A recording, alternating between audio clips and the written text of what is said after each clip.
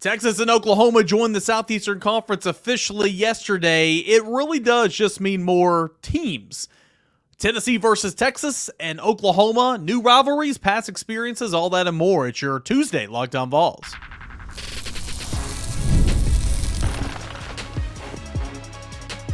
You are Locked On Vols, your daily podcast on the Tennessee Volunteers. Part of the Locked On Podcast Network, your team every day. Take it Tuesday morning, everybody. Welcome into Locked On Vols. I am Eric Kane. Happy to have you guys along for the ride, making Locked On Vols your first listen, your first watch each and every single day. A big shout out to FanDuel Sportsbook. It's America's #1 sportsbook where you can make every moment more by downloading the FanDuel Sportsbook app.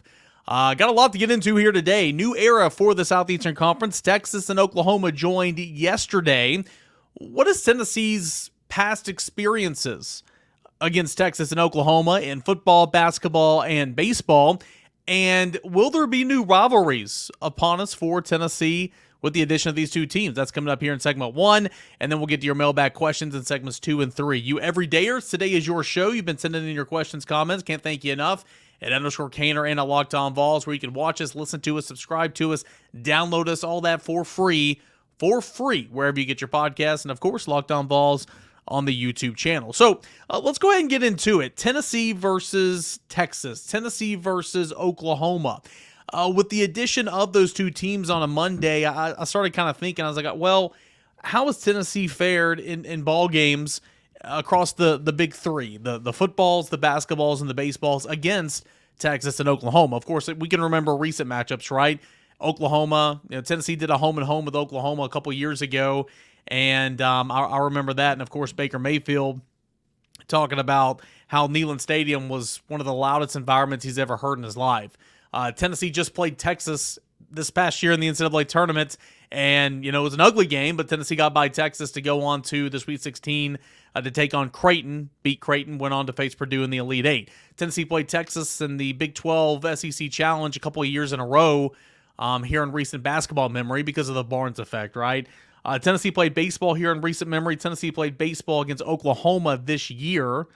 So I wanted to kind of go back and look at some of these overall records and how Tennessee's fared. And not to say that regardless what the record is, I mean, that's the past is the past, but I wanted to see how often Tennessee has played these new SEC teams in the past. So I went back and looked. Tennessee against Texas, the University of Texas in football. Tennessee has won 1 game. Tennessee has lost 2, a record of 1-2 in 3 all-time meetings. But according to the University of Tennessee database, these two teams have not played each other since 1968. Tennessee won a game in 1950, lost in 1952, and then lost in 1968. So these two teams are due. In Oklahoma, or in football against Oklahoma, of course, I mentioned the 2015-2014 home and away with Oklahoma. Tennessee lost both of those, but it was the infamous, the chart said kick the field goal on 4th and 1 from the 1-yard line, Butch Jones style back in 2015 at Neyland Stadium, and Tennessee ended up losing 31-24 by a touchdown in double overtime. Tennessee got spanked in Norman 34-10 back in 2014. And then prior to those two matchups, Tennessee didn't play Oklahoma since 1967, where it lost by 2 points, and then 1938, where it was shut out, or actually where it won. It shut out Oklahoma 17-0. So a 3-game losing skid in football against Oklahoma. But of course, these two teams are going to square off in week 4. Coming up here in the 2024 campaign. What about basketball? Well, I mentioned Tennessee and Texas have made a habit of playing each other in the Big 12 SEC Challenge here of late because, well, Rick Barnes coaches both teams, and, TV and ESPN are just hungry for storylines. That's why we're going to just be hit over the head so much with Josh Heupel going to Oklahoma. That's why Tennessee is playing Oklahoma this year, because Josh Heupel. How many times is he going to be asked about it in the 3-hour span he spends at SEC Media Day? Over under 13. I'll take the over probably. But nonetheless, this is Rick Barnes in terms of Tennessee, Texas, and they played very frequently of late. Tennessee won in 2024 in the NCAA tournament. Tennessee won in the regular season in 2023. Tennessee did lose in 2022, 52-51. That was a 1-point loss. But prior to those games, it was back in 07, 06, 05, 04, 1960, and 1952. Overall, Tennessee basketball has a 5-4 record over the Longhorns in that showcase. What about basketball. Well, Tennessee and Oklahoma have met only once on the hardwood, according to the UT database. It was all the way back in the 1968-69 season. December the 13th, 1968. Tennessee won by a score 55-49. A lot of offense in that game. 55-49. And the only meeting between Tennessee and Oklahoma on record in terms of basketball. What about baseball? Recent memory, Tennessee and Texas have squared off on the infield dirt, on the diamond. Tennessee fell 7-2. I believe that was the Round Rock. It was one of the, or maybe it was Shriners that year. It's back in 2022. Tennessee fell to Texas 7-2. I believe Texas was ranked number 1 at that point in time. Of course, Texas took down Tennessee in the College World Series. I think that was the elimination game. Maybe Virginia was. I can't remember. But back in 2021, Tennessee lost 8-4 in Omaha to Texas. Prior to those two meetings, Tennessee played Texas in 2012, won that game 5-4. And all these games have been at neutral sites. I'm seeing this right now. Probably, those early season, tournaments, Tennessee goes to Texas and plays a lot of those, like Houston, Arlington, places like that. But Tennessee won in 2012, 5-4. Tennessee won in 2008, 5-4 as well. The record is 2-2 against the Texas Longhorns in baseball, and Tennessee's never played a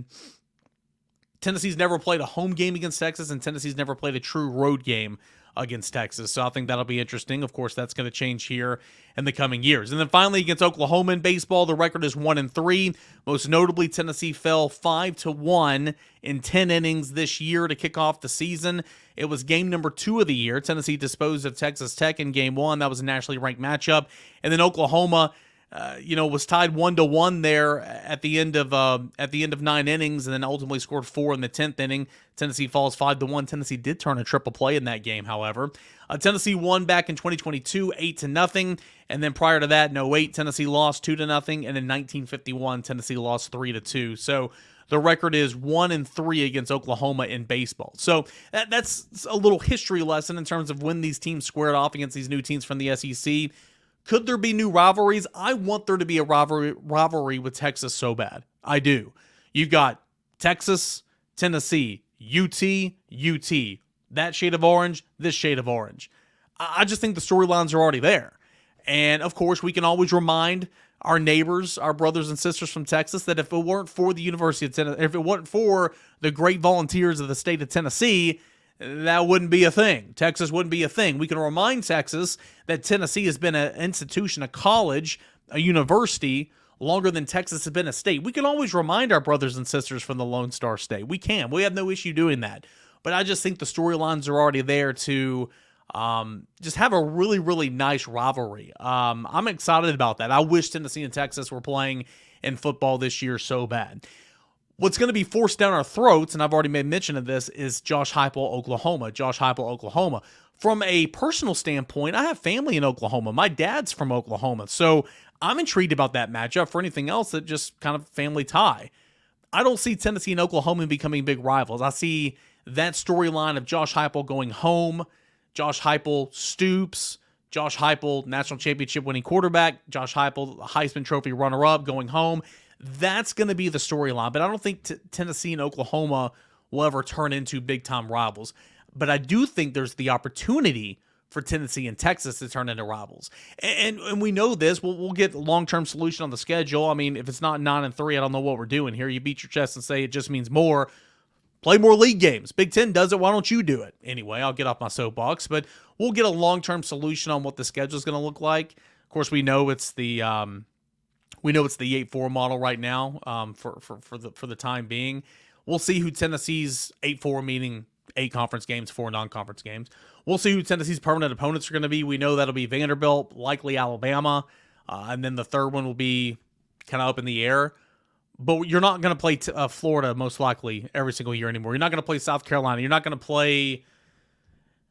I hope you play Kentucky every single year, but you might not be playing Kentucky every single year. We just know that they go to the 9-3 model, or the 3+6 model,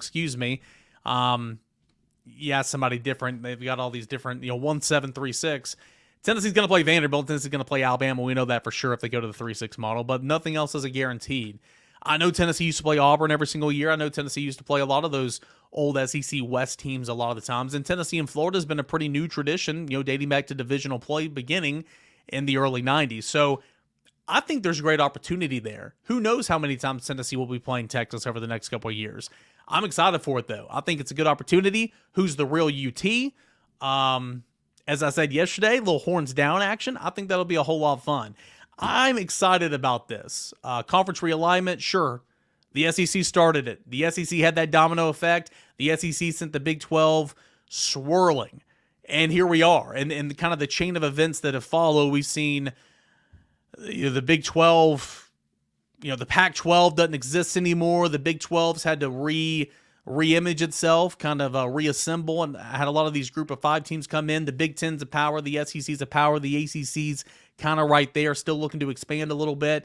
It all started with Oklahoma and Texas going to the SEC, and that news broke at SEC Media Days back in, I believe, it was 2001, because we were in Hoover, Alabama. So it's been a minute. Yesterday was the official first day for the Sooners and the Longhorns to be in the SEC, and I think it's the beginning of something beautiful here in college football, college athletics, and, of course, college baseball and basketball.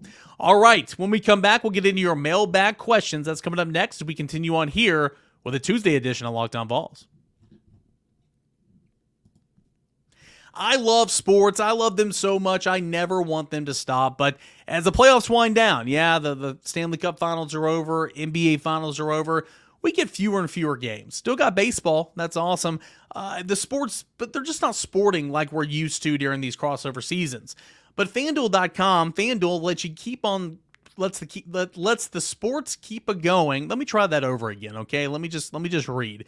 But FanDuel lets me keep the sports going whenever I want. That's better.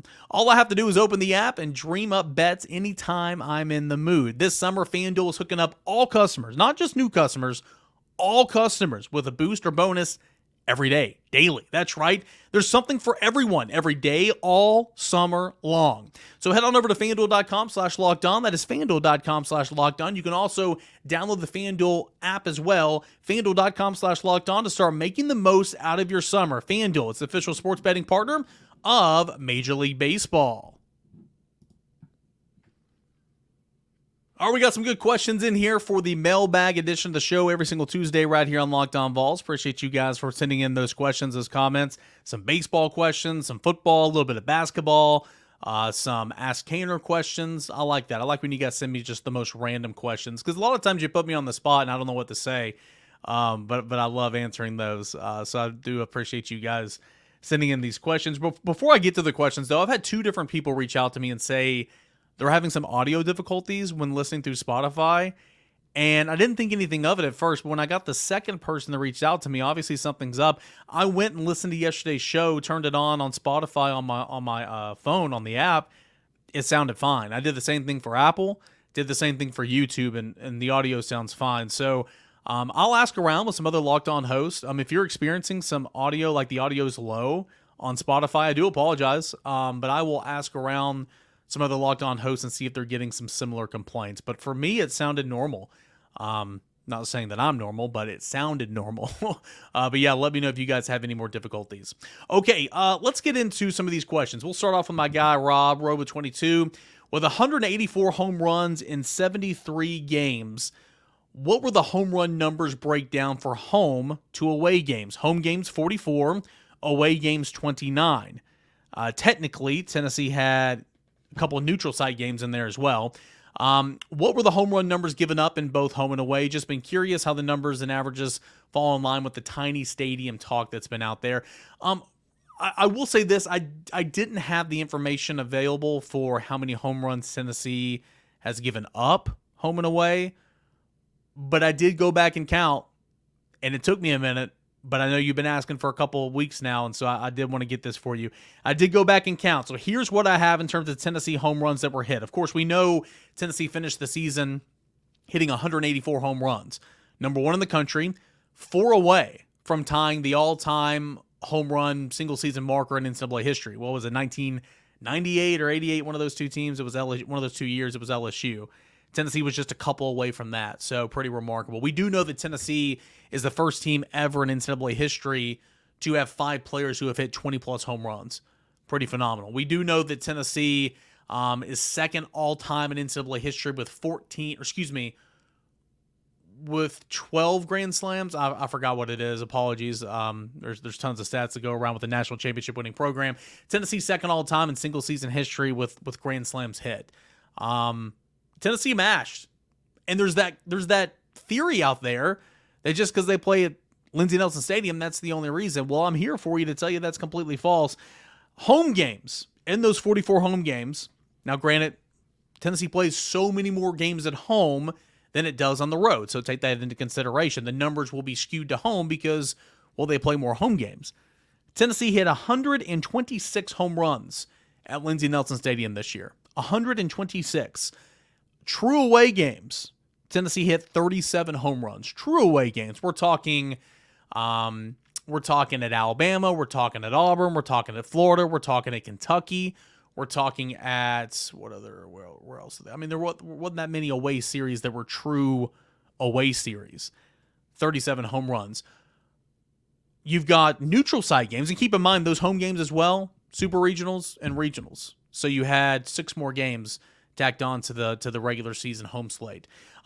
Neutral site games, Tennessee hit 21 home runs. That included 4 games in Arlington. Okay, that included 6 home runs in Hoover. That included 13 home runs in the College World Series in Omaha. Omaha, big ballpark. Okay, Hoover, big ballpark. Tennessee did just fine in those areas, but Tennessee, of course, hit more home runs at home because they play more games there. But anyway, the breakdown is 126 home runs at Lindsey Nelson Stadium this year, 37 home runs in true away games, and 21 home runs in neutral site games. So that brings a grand total up to 184. I can tell you, if you go to utsports.com, go to the media center, go down to game notes, go to the last game notes section for the College World Series Finals. Sean Barrows, SID over Tennessee, does a great job.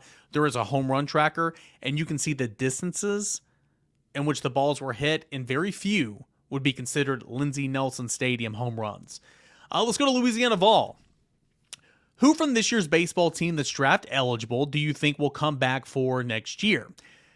Well, first and foremost, Billy Amick, Christian Moore, Blake Burke, Drew Beam, all gone. Dylan Dreiling, Kavaris Tears, they'll be gone as well. They could come back, but they're going to be gone. All those guys can come back, but they're going to be gone. AJ Causey and Aaron Combs are both draft eligible. I think they will both go.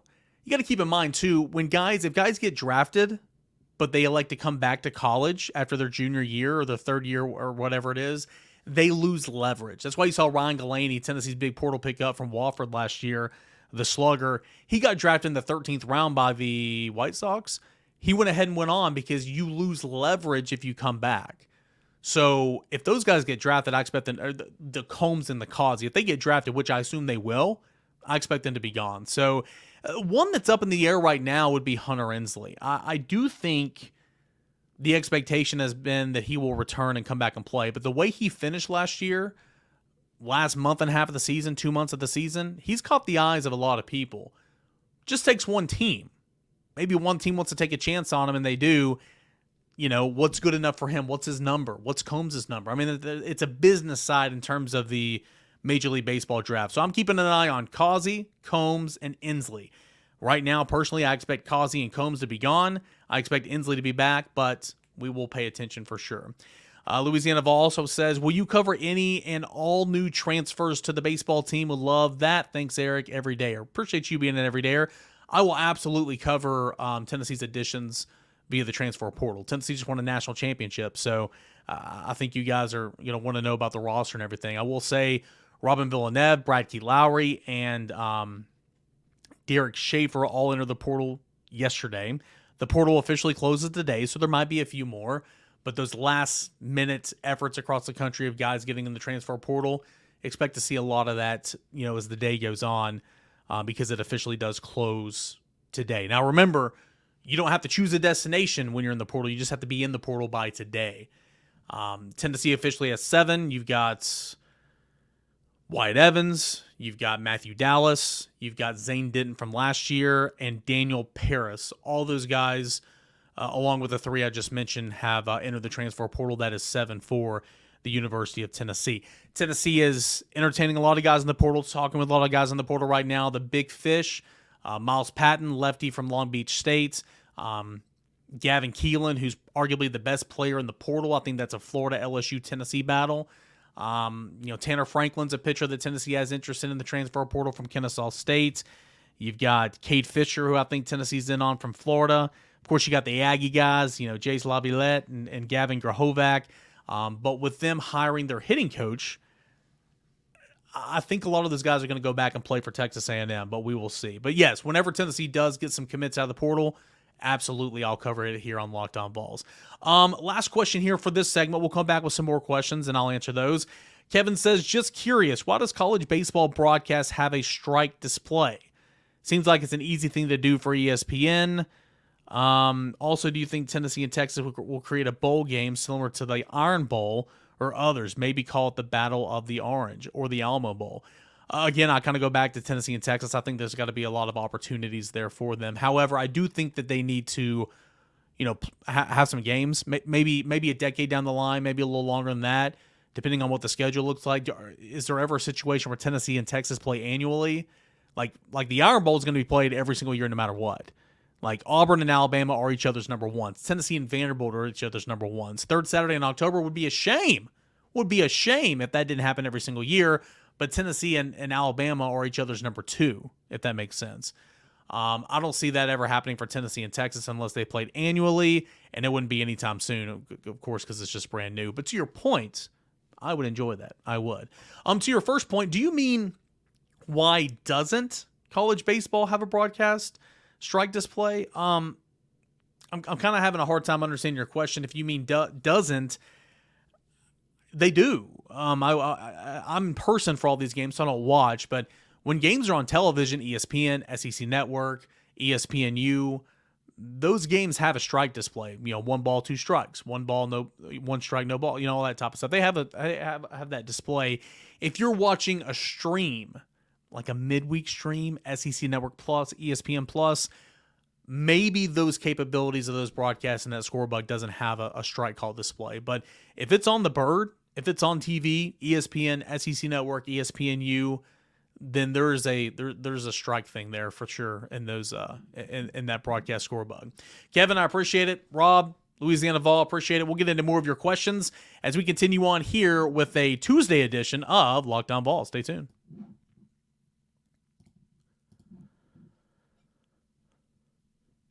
Okay, let's get into your questions you sent over to _Caner and at Locked On Vols. Oh, I haven't even checked Locked On Vols. I got to go check that real quick. We'll do that right now. Have not even checked these over here because I forgot all about them, and this should be interesting. Let's go here to my guy, Bruce. Do you think baseball national championship has any effect on our football recruiting? Easy answer is no, I don't. I think it's cool. I think these players realize what just happened. I think when they come on campus, they'll see all the signage and all that, and they'll say, man, I wish I could win a national championship in football. But ultimately, is Tennessee going to attract any more talent just because Tennessee baseball won the national championship? I think my answer would be no, because, they're about football. They got a whole laundry list of things that they want to check off. And I don't think, having a baseball team at the potential school they're going to go to really plays any effect into that. Let's go to Andrew here. Caner, everydayer we hear, and I have been watching the post-game interviews of Coach Vitello. Was wondering, how does somebody get a hold of the backdrop after everything is over with? It's branded for 2024, so they won't be reusing it or anything. Any chance of bringing it back? I would love to have something like that. Thanks for your time covering the Vols and the baseball team.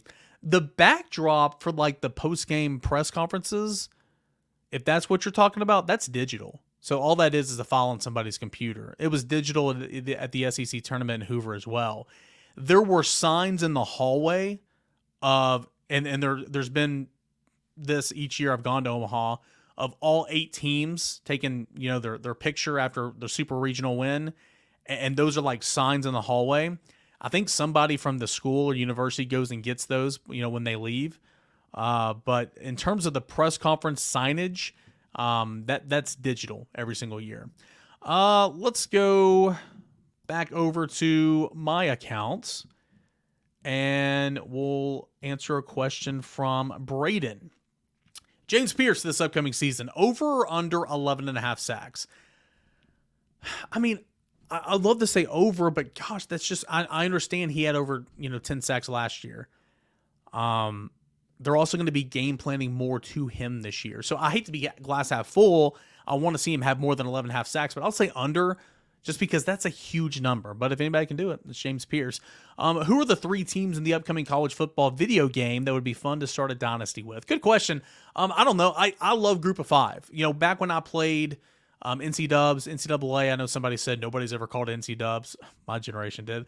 Back when I used to play that video game, I loved taking a Group of 5 and going to win a natty. I love taking Appalachian State. I love taking Liberty. I love taking Toledo. I think in this game, Toledo would be super fun. Liberty would be super fun because also you have a seat at the table if you're that Group of 5. You have a seat at the table if you handle business in the regular season. So, contrary to how you had to do it back in the old BCS days when the video game was hot, you had to do style points. You had to go undefeated and all that type of stuff. You literally have a seat at the table. So I would say Toledo should be a pretty good team. I would say Liberty should be a pretty good team. Of course, SMU and Houston are no longer a Group of 5 as they're going to the Big 12, right? I can't really remember. I know Houston is. Is SMU going to the Big 12? I think they are. Anyway, I'd still take Appalachian State. If you guys have ever been to a game up in Boone, if you haven't, I encourage you to do so. Went with a group of my friends in my senior year. None of us were going to go play there, but we went to a game. It was like Saturday in late October. Just beautiful. I would love to go back to a game at Appalachian State. So I'll say Toledo, I would say Liberty, and I would say Appalachian State. Let's go to my guy, Jay Grass. Kaner, wondering if you have any idea what the Vols starting 5 would be in basketball this year. Or alternatively, is there any particular new guy that you think will take a big role this year? Well, I think Zakai Ziegler and I think Jemai Meshack are going to be in the starting lineup no matter what. So I think you kind of start there. I think the last 3 spots are open for competition. Of course, you get a guy like Chaz Lanier. You expect him to be in the starting 5 as well. So I'll pencil in Chaz Lanier. Then you've got some guys like Igor Milicic. You've got Felix Okpara. They came here for a reason via the transfer portal. Are you going to start both of those guys, or would one guy come off the bench? Know that Felix could be one of the most impactful defensive big mans that Barnes might ever have, but you got to get the offense to come along with it. With Igor, really good rebounder. Barnes loves rebounding. I think both those guys are going to play an awful lot. Could we see those 2 guys, Akai, Jemai, and then in 3 transfers? I don't know. We'll see. But I do think Chaz Lanier's got an opportunity to be in there. Also, Cam Carr, they're pumped about. JP Estrella, I think Estrella's going to get a lot of run. Maybe he's one of those guys in there with Felix Okpara to start things out, in my opinion. They like him an awful lot. And some of these other returners as well. But I think you start with Zakai Ziegler and Jemai Meshack, Chaz Lanier after that, and then just kind of work your way there. I think JP Estrella and then maybe Okpara. But one of Okpara and or Igor has got to come off the bench, in my opinion. And just what I know about these guys to date right now, I would say that's probably Igor. But again, it's a long time away before it is basketball time in Tennessee. Okay, a couple more questions. Let's run straight through it. I'm going to go to my bookmark section. Matt says, do you foresee Coach Heupel giving any more exposure to freshmen and sophomores than he has over the past few seasons? With the new playoff system, depth will be very, very important. He needs to. Also with the transfer portal, I don't know why he didn't play more young guys in the secondary last year. I've shouted in this microphone for a year saying that I don't quite understand it. But with the era of the transfer portal, and of course with the expanded playoffs, you're right, depth's important. But also you want to retain guys. But also you want to make sure that you've got the win no matter what. Let's go to Aaron. Eric says, I'm not saying it's going to happen, but what if Tennessee wins a natty in baseball, football, and basketball in the same year? Would we be the first to ever do that in all 3 sports in the same year? No clue, dude. I don't even know where to begin to research that. But if that were to happen, sign me up. That would be awesome. Business would be booming. But no, that'd be a whole lot of fun because I've had a freaking blast with baseball. Could you imagine football? Oh, man. Let's go to Jonah. Jonah says, who are some of the big targets for baseball transfers, and who do we have to worry about losing? Okay, I already kind of answered that a moment ago. The key one to remember, Gavin Keelan, Miles Patton. I think Cade Fisher is going to be one of those guys, Tanner Franklin. And then we'll look at some of the Aggies, seeing what they do in the next couple of days if they want to go back to Texas A&M. But those are who I would say Tennessee's after right now. In terms of losing, I don't know. Like I said, we have Tennessee had 3 guys enter the portal on Monday. Wouldn't shock me if a couple more enter, today as it officially closes, especially guys that didn't play an awful lot. We'll just have to see. Jared says, who was our biggest recruiting competitors for each position this cycle and next? GA equals linebacker. Texas, Oklahoma equals Waters. I don't know what that means. Who is our biggest recruiting competitors for each position this cycle? Okay. I don't know. Yeah, George is obviously battling, with Tennessee for some linebackers. Tennessee's in some constant battles with Texas and Ohio State for wide receivers. I think that's kind of what you're saying. Defensive line, Georgia, Alabama. Quarterback doesn't matter because George jumped in the boat there. Tight end would be Oregon. Defensive back. I mean, Tennessee's had some success in the defensive back. Alabama, maybe. I'd have to go look. I would have to go spend some time and look at that a little bit more. But I think those are kind of the big ones that I just answered there. With the new rules about assistant coaches, is this for practice, games, or both? Who, for us, will have the greatest impact on players? Essentially, what that new rule is, unlimited coaches, meaning there's no restrictions time-wise on the sidelines for analysts, for GAs and all that. Essentially, if your football has the budget, you can hire as many assistant coaches as you want, technically. Now, there's only still going to be, those 8 or 9 on the field, don't get me wrong, but that's technically what that rule means. And, guys like Chop, guys like Mackenzie Milton, guys like Robert Ayers, they would probably benefit the most, in my opinion. Last question goes to Chris. If you could go back in time, name one thing that you wish you could have witnessed in person. It has to be non-sports related. I am a big nerd. A lot of you guys who have listened to the show for years have kind of understood that. I love sports. Don't get me wrong. Once upon a time, I was an athlete. I know. But I'm a big nerd. Big time nerd. I love space travel. I think it's very intriguing. So I would have loved to have been alive for the moon landing. I think that would be just awesome. But I'm reading some books right now about, life in the 1860s, 1870s, post, like right after the Civil War. Really intriguing. And of course, we as a society have grown and evolved, and I'm so thankful for that, obviously. But just the way of life back then, obviously with the lack of technology that we have right now, I mean, it'd be tough, but like back then you didn't know any better. That was just life.